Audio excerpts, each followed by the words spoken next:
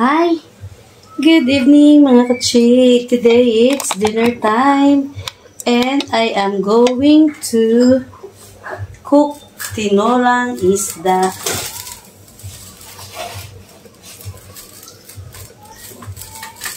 Ayan na mga kachik at yan. Yan, kumukulo na siya mga kachik at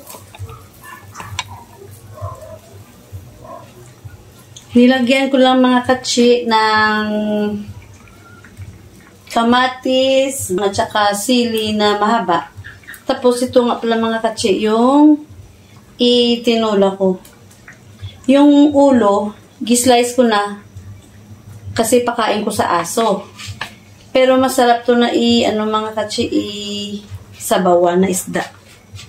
So ayan na mga katsi, akin na siya.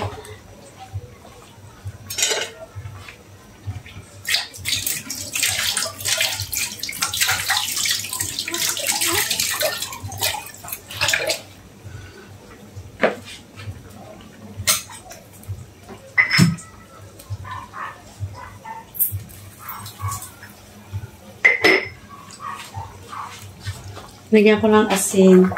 Ako mga katsi, pag magtula ako, ay pinipiga ko ito. Yung kamatis, pinipiga ko para labas yung yung lasa ng kamatis.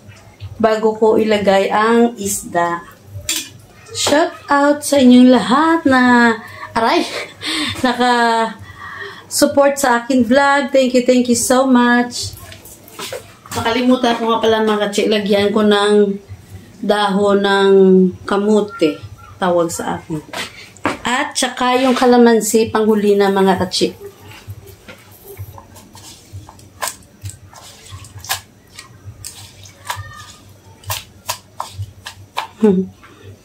So, nilagyan ko ng asin mga katsi, yung dahon ng kamote. Kundi lang.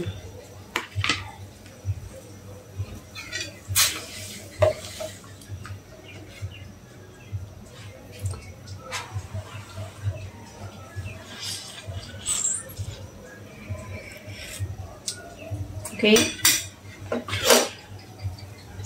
Maasim-asim na, maalat-alat na, maano na pala, naglasa na yung Ayan. At pagkatapos,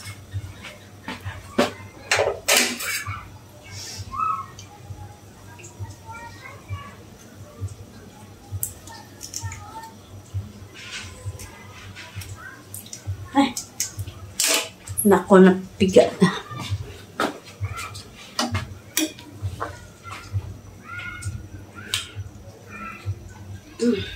Lalagyan ko mga katsi ng kalamansi para medyo maasim. Kasi ang lasa ng kamatis ay matamis.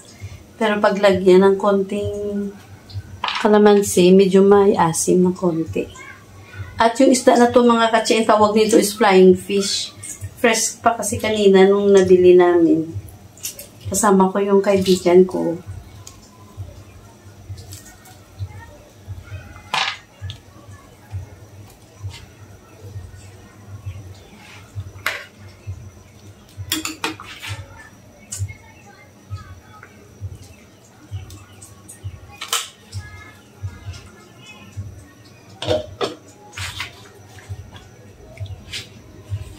Habang tinatakpan ko pa mga katsi, ligpitin ko muna to yung mga basura ko. Ito, okay. At dito ko na lang ilagay sa plastic.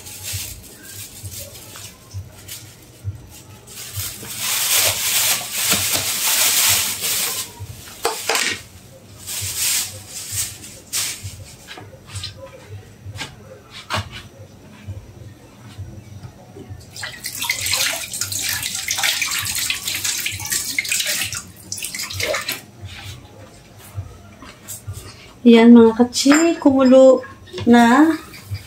Aray. Hindi naman maganda mga katsi pag sobrang overcook na yung isda.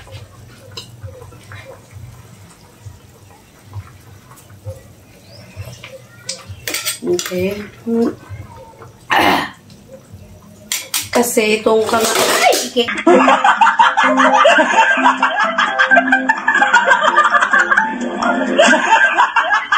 Itong ano ko, mayroon itong asin. Mamaya ko na lang lagyan kung okay na. Mamaya ko na lang lagyan.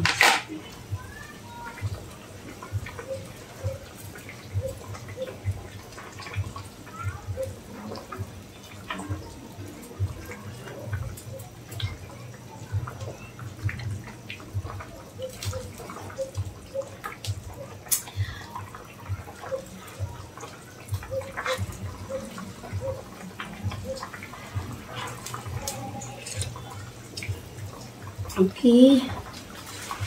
Wala akong bitsin na. Siguro, I need to buy. Ay, ito. Meron pala.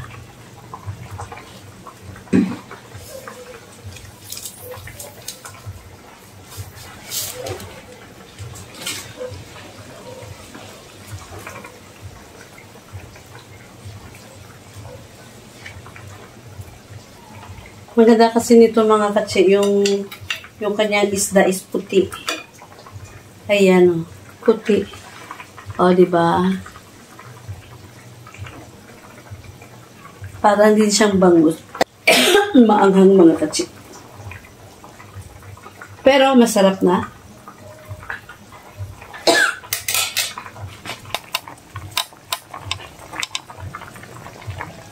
Yun. Okay na yan mga katsi.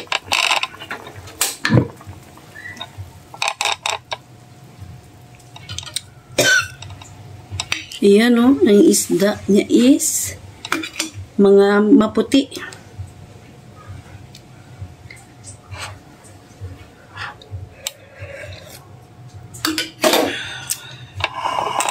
Napaubo ako sa anghang. Oh my. Hello! Mga katsi. Kain-kain tayo. Ako lang mag-isa dito. So, kumuha lang ako ng para sa akin lang. Kanin ko sobrang marami. Pero, hindi ko to maubos kasi, sobrang na, nauuhaw lang ako. Yung tira nito ay pakapakain ko na lang sa aso. Okay. Yun. Wala na.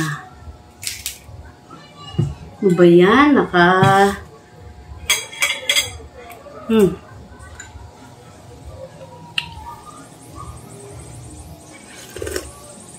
Sarap.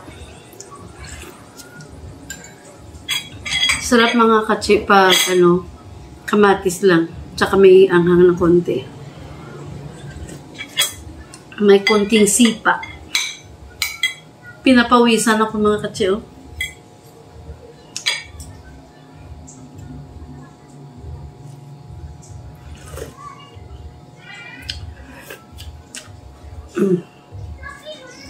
Wala man to. Na-ice kasi yung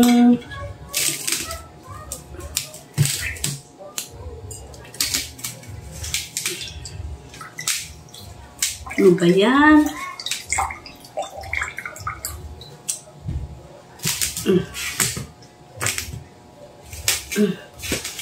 Ayan.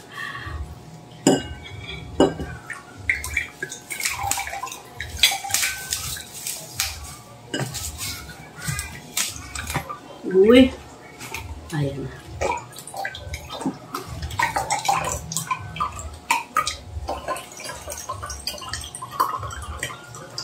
Yan.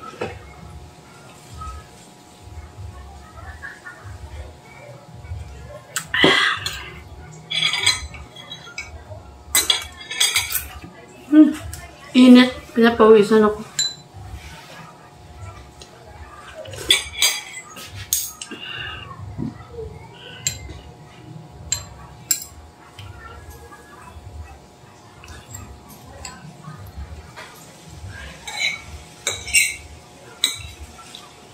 Ito mga, ano to tawag nito, flying fish.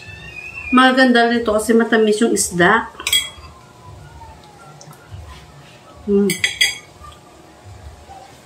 Sarap. Bumili ako nito kanina, mga 100. Kain tayo mga katsi. Pinapawisan ako kasi mainit yung sabaw.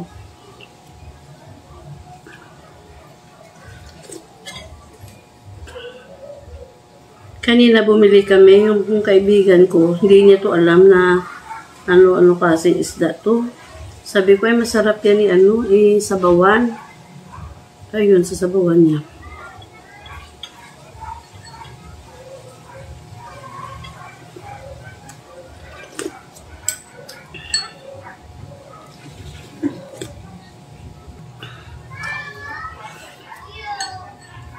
Yung ulo nito mga katsi ay nilagyan ko ng asin, toyo, tsaka konting suka.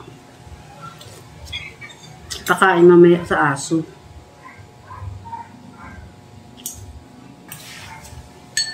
Minsan mga katsi nakakamiss din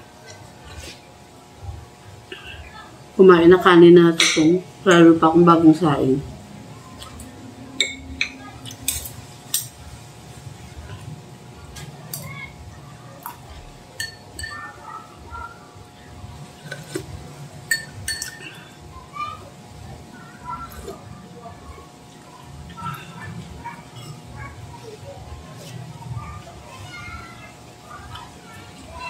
Hindi pa ako nakalagay ng kortina.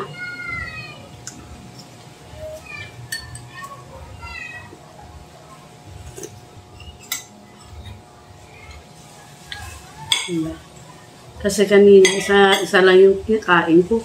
Walang hali, hindi ako lang pag-almusal.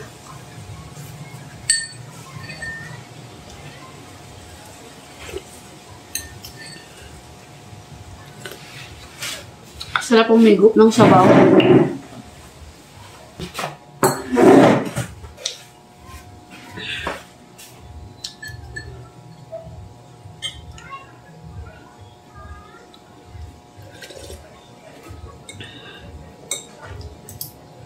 Mainit ang sabaw, masarap.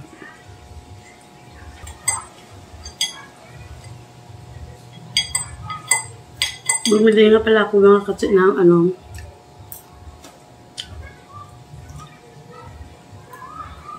kalabasa.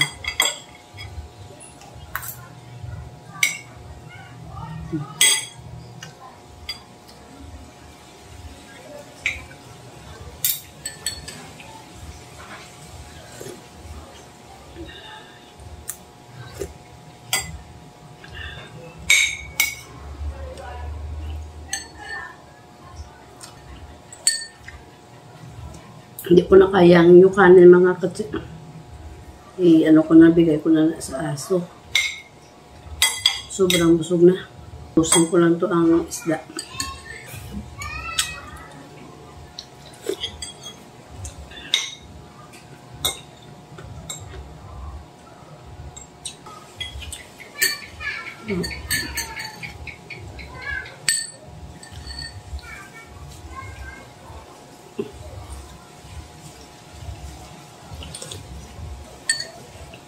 Kagabi nga pala mga katsi nag-run out sa amin. Ngayon, yung solar ko, yung solar ko, pinatanggal ko sa anak ko, tapos, pinatanggal ko sa anak ko, para pinapasok ko sa bahay, para may ilaw ako dito sa loob. Ngayon, kasi medyo maliwanag pa, ginawa ko yung grate ko dyan, tinanggalan ko ng mga maliliit na sanga. Diyos ko, naputol ko pati wire ng solar. Pero siguro mga 30 minutes, nag-ilaw na, inayos ko. Kaso lang kanina umaga, hindi ko na sabihan na ibalik.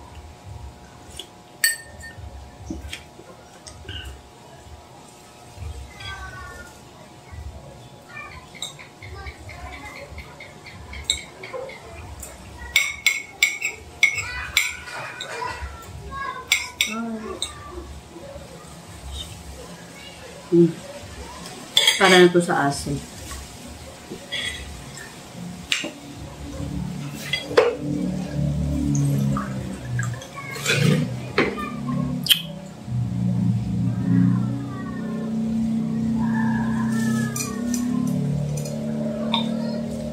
Again, mga katsi, dito na naman tayo nagtapos sa kain.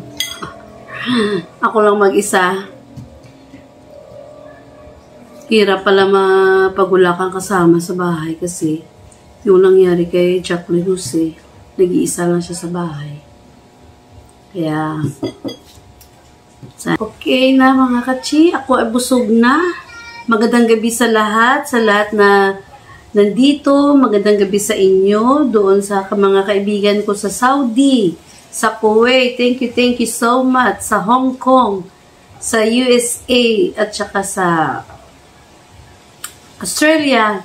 Thank you so much. Thank you for watching my vlog. Maraming salamat. Bye!